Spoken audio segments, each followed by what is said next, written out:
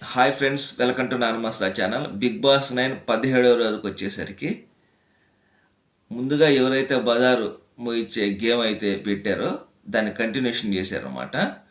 అయితే ఈ 17వ రోజు తనూజ గారు, ప్రియా గారు, సుమన్ శెట్టి గారు వీళ్ళు ముగ్గురు గెలుస్తారు. తనూజ గారికి ఏమో వాళ్ళ హౌస్ నుంచి లెటర్ అయితే వస్తుంది.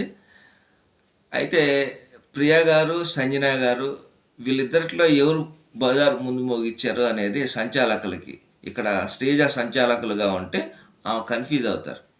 ముందు సంజన గారు బజారు మోగించారని చెప్పి చెప్పటం జరుగుతుంది. ప్రియా అప్పుడు లేదు, ముందు నేనే బజారు మోయించాను, ఆమె జస్ట్ హ్యాండ్ అట్లా ఉంచారు, నేను బజారు మోయించానని చెప్పి చెప్పటం జరిగింది. దానికాడ చాలాసేపు వాదన జరిగిన తర్వాత అప్పుడు దాకా సంజన గారే బజారు మోయించానని చెప్పిన సంచాలకులుగా ఉన్న శ్రీజ గారు తర్వాత ప్రియా ముందుగా బజారు మోయించారని చెప్పి చెప్పటం జరిగింది. అంటే ఇక్కడ సంచాలకులుగా ఆమె కన్ఫ్యూజ్ అయినట్లు మనకి అర్థమవుతుంది. అంటే ఇక్కడ ఓవర్ ల్యాప్లో పరిగెత్తుకుంటా బజారు మోయించే ఆ తరుణంలో కొంచెం తోపులాడి జరిగిద్ది అనమాట. అక్కడ ఆమె కన్ఫ్యూజ్ అయ్యారు, ఎవరు మోయించారు అనేది. పక్కనున్న తనూజ గారు సంజన గారు మోయించారని చెప్పి చెప్తా ఉంటారు. దాని ప్రకారమే ఏమో కూడా శ్రీజ కూడా సంచాలకులుగా ఉన్నారు కాబట్టి అవును సంజన గారు మోయించారంటారు. తర్వాత చాలాసేపటి తర్వాత ప్రియా గారు ముందుగా బజారు మోయించారని మళ్ళీ ఆమె చెప్పటం జరిగింది. దానికి విసుగుపోయిన ప్రియ గారు ఏం చేస్తారంటే లేదు సంజన గారికి ఇచ్చి నాకు వద్దని చెప్పి చెప్పడం జరిగింది. దానికి ఇంకా ఏడుస్తూ ఉంటారు. టోటల్గా బిగ్ బాస్ అడిగిన తర్వాత ఇక్కడ ప్రియ గారు గెలిచారని చెప్పి చెప్పడం జరిగింది. అప్పుడు ప్రియ గారు ఏడుస్తూ ఉంటారు, ఆమెకే ఇవ్వచ్చు కదా అని. నన్ను ముందు మాట్లాడని అని చెప్పి శ్రీజ కొంచెం గట్టిగా అరవటం జరుగుతూ ఉంటుంది. తర్వాత ఈ ఏడుపులో ఉన్నప్పుడే తూ అని చెప్పి ప్రియ గారు అంటాం, దాన్ని ఆమె సీరియస్గా తీసుకొని శ్రీజ గారు తూ అంటున్నావేంది, తూ అని నిన్నంటే నీకు ఎట్లా ఉంటుంది అని చెప్పి సీరియస్గా అక్కడి నుంచి వెళ్ళిపోతారు. టోటల్గా ప్రియ గారు గెలిచారు. వాళ్ళ ఇంటి నుంచి లెటర్ అయితే రావటం జరిగింది. ఆమె ఎమోషనల్ అవుతారు. ఓకే, అంతవరకు బాగా. తర్వాత వచ్చేసరికి సంజన గారు, సుమన్ శెట్టి గారు మిగులుతారు. సంజన గారు ఇంక స్లోగా వస్తుంటారు, సుమన్ శెట్టి గారు వచ్చి బజారు మోయిస్తారు.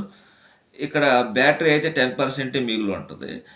కన్ఫ్యూజన్ రూమ్లోకి వెళ్ళినప్పుడు బిగ్ బాస్ చెప్తారనమాట, బర్నీ గారి దగ్గర ఏదైతే బాక్స్ ఉందో అది ఓపెన్ చేసి అందులో ఏముందో చూపిస్తే ఈ బ్యాటరీ పర్సెంటేజ్ అనేది పెంచుతాము, అప్పుడు మీ హౌస్ నుంచి ఏదైతే మీరు తీసుకోవాలనుకుంటున్నారో అది తీసుకోవచ్చు అని చెప్పి సుమన్ శెట్టి గారికి చెప్పడం జరిగింది. ఆయన సుమన్ శెట్టి గారు బయటకు వచ్చి అడుగుతారు బర్నీ గారిని, ఆ బాక్స్ అంత ఇంపార్టెంటా, అందులో ఏముందో ఇట్లా చూపిస్తే బిగ్ బాస్ బ్యాటరీ ఇస్తా అన్నారంటే ఎంత బ్యాటరీ ఇస్తారో చెప్పలేదు, కానీ బ్యాటరీ ఇస్తా అన్నారు అని చెప్పి చెప్పటం జరిగింది.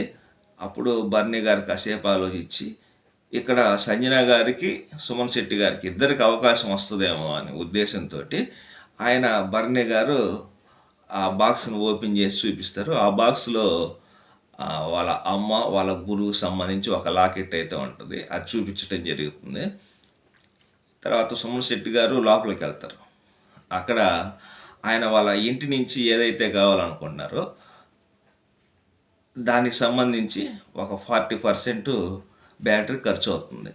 ఆయన ఫోటో అడుగుతారు, దానికి 40% బ్యాటరీ ఖర్చు అవుతుంది కాబట్టి సరే బయటకు వస్తారు. ఇంక టోటల్గా 10% మిగిలిద్ది.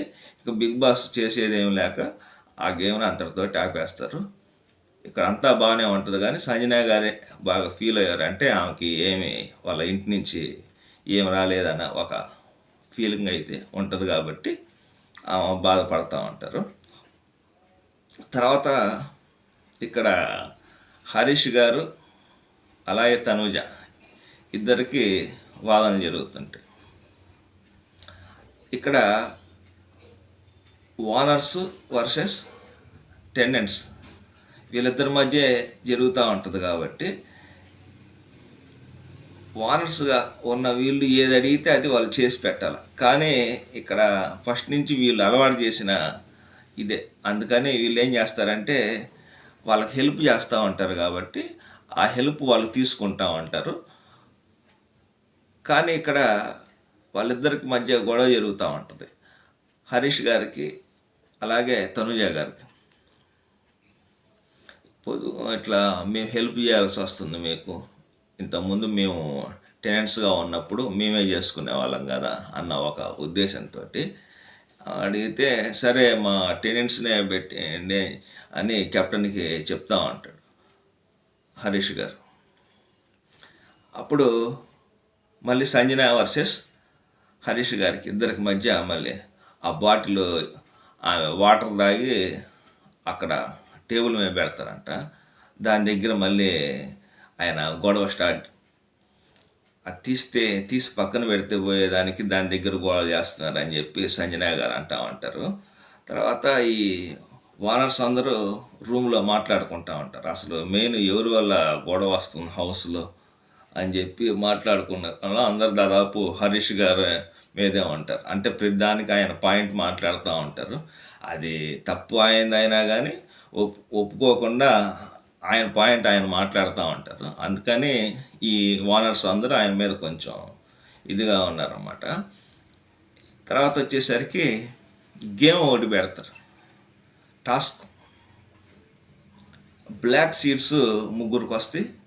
అది వచ్చేసరికి శ్రీజ గారికి, రీతు గారికి, అలాగే ఫ్లోరా గారికి. ఈ ముగ్గురికి ఒక బాల్ టాస్క్ ఒకటి పెడతారు. ఈ బాల్ టాస్క్లో ఫ్లోరా గారు వచ్చేసరికి 3 బాల్స్, రీతు గారు వచ్చేసరికి 4 బాల్స్, అలాగే శ్రీజ గారు వచ్చేసరికి 1 బాల్ తీసుకుంటారు. అయితే ముగ్గురు పోటాపోటీగా తలపడిన ఇక్కడ శ్రీజ ఫ్లోరా గారికి హెల్ప్ చేస్తారన్నమాట. ఆ హెల్ప్ తీసుకొని ఆమె కొంతవరకు ఆ 3 బాల్స్ తీసుకొని రావటం జరిగింది. ఈ బాల్స్ని మళ్ళీ బాస్కెట్లో వేయాలి. ఈ బాస్కెట్ వేసే ప్రక్రియలో భాగంగా ఫ్లోరా గారే 3 బాల్స్ ముందేసేస్తారు. ఆమె ఈ టాస్క్లో గెలుస్తారన్నమాట. ఈమెకి ఒక ఇమ్యూనిటీ వస్తుంది. అదేంటంటే ఎలిమినేషన్లో ఉన్నారు కాబట్టి ఆమె సేఫ్ అయిపోతారు. ఇప్పుడు నెక్స్ట్ డేంజర్ జోన్లో ఉంది ఇంకా రీతు, ప్రియా గారు. వీళ్ళు ఇద్దరు అనమాట డేంజర్లో ఉంది.